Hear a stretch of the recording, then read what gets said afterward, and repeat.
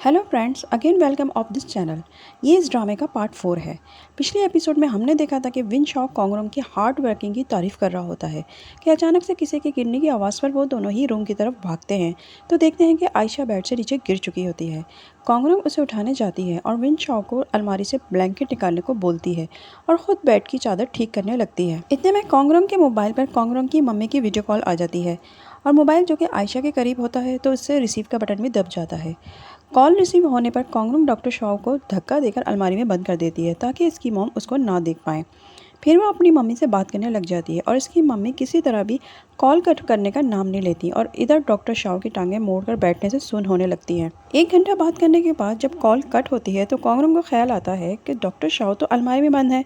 वो भागते हुए जाकर अलमारी खोलती है और उनसे सॉरी बोलती है, लेकिन डॉक्टर शॉ कहता है कि वो अभी बाहर नहीं आ सकता क्योंकि उसकी टांगें सुन्न हो चुकी हैं। फिर कोंगरोंग उसे सहारा देने के लिए अपना हाथ उसकी तरफ बढ़ाती है और इससे पहले कि वो उसे अपनी तरफ खींचती, विन शॉ उसे खींचकर अपने पर गिरा लेता है और वो उसकी गोद में जा गिरती है और विन शॉ उसको गोद में लिए लिए ही खड़ा हो जाता है। फिर कोंगरोंग उसे नीचे उतारने को बोलती है मगर वो तो उसकी तरफ देख ही जा रहा था। इतने में बेल बजती है और बाहर से जोंग की आवाज़ आती है। कोंगरोंग उससे बाहर ना आने की रिक्वेस्ट करते हुए गेट खोलने जाती है और जोंग से कपड़े लेने के बाद गेट बंद करने लगती है तो जोंग उससे पूछता है कि इसे आधी रात को जेंट्स कपड़े की ज़रूरत क्यों पड़ गई।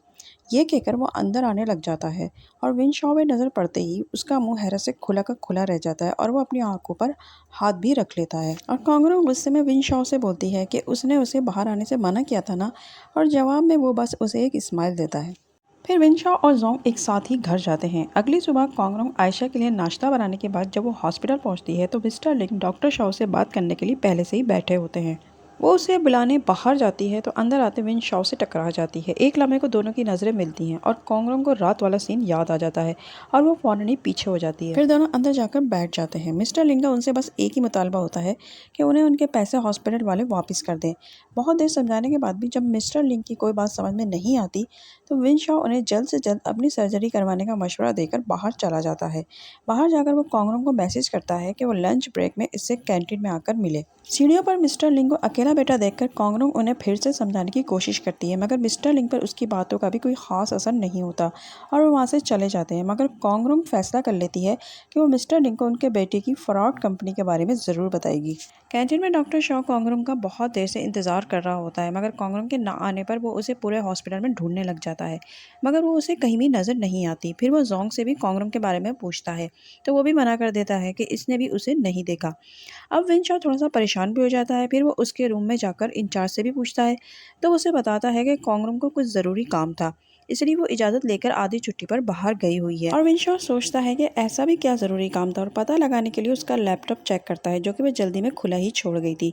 हिस्ट्री चेक करने पर उसे किसी जगह का एड्रेस मिलता है जहाँ वो पहले भी गई थी और इसने इसे दोबारा वहाँ जाने को सख्ती से मना भी किया था। ये देखते कि साथ ही विन शॉ भी इस जगह जाने को भागता है। कोंगरोंग मिस्टर लिंग के बेटे की कंपनी पहुँचने के साथ ही सबसे पहले इसके रूम में जाकर सारे पेमेंट मेथड को डैमेज करती है ताकि मिस्टर लिंग का बेटा किसी से भी पैसे ना ले पाए क्योंकि वो लोगों से पैसा लेकर उन्हें जाली बेट सेल कर रहा होता है।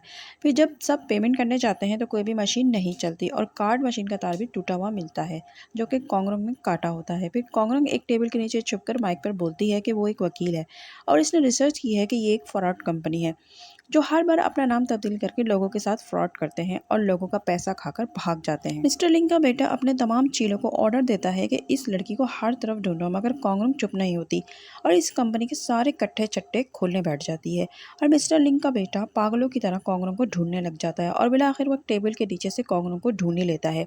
फिर इसका हाथ खींचता हुआ वो उसे अपने रूम में ले जाता है। उधर डॉक्टर शॉ भी कोंगरोंग को ढूंढता हुआ उसी कंपनी जा पहुंचता है जिसका एड्रेस उसे कोंगरोंग के लैपटॉप से मिला था। वो आदमी कोंगरोंग से कहता है कि तुम क्या समझती हो कि तुम्हें इस हरकत के बाद मैं तुम्हें छोड़ दूंगा। कोंगरोंग उससे कहती है कि आपने जुर्म किया है और मैंने पुलिस को भी फ़ोन कर दिया है, वो आती ही होगी। ये सुनते ही वो आदमी चेयर उठाता है और कोंगरोंग को जैसे ही मारने लगता है इसी टाइम विन शॉ अंदर दाखिल होता है और कोंगरोंग के ऊपर आकर वो चोट खुद खा लेता है और कोंगरोंग को बचा लेता है। कांगरुंग फ़ौरन पलटकर विनशाओ को देखती है और एक लम्हे को दोनों की नज़रें मिलती हैं और फिर एक सीन बन जाता है।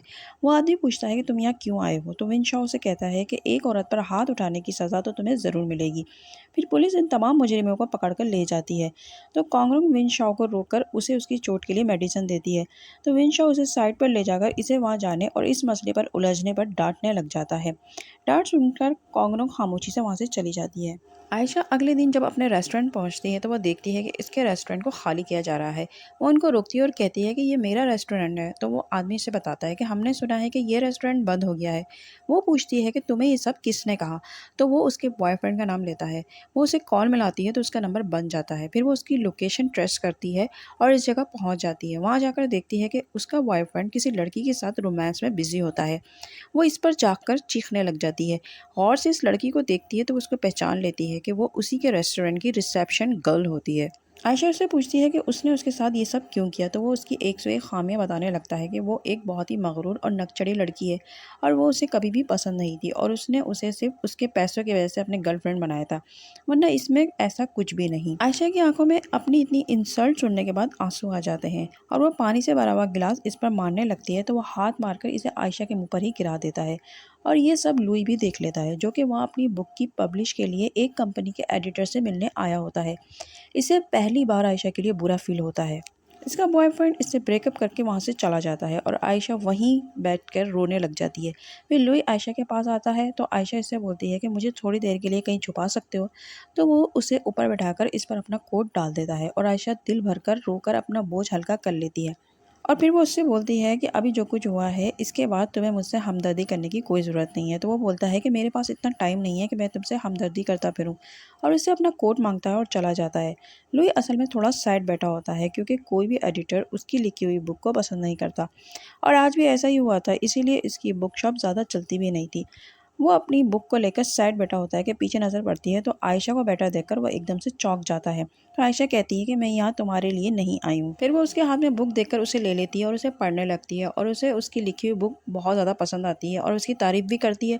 और लुई बस हैरानी से उसे देखे जा रहा था क्योंकि ऐसा पहली बार हुआ था कि किसी ने उसकी लिखी हुई बुक की तारीफ की थी और किसी ने उसकी फीलिंग को भी समझा था और उसे ज़िंदगी में पहली बार आयशा अच्छी लगी थी।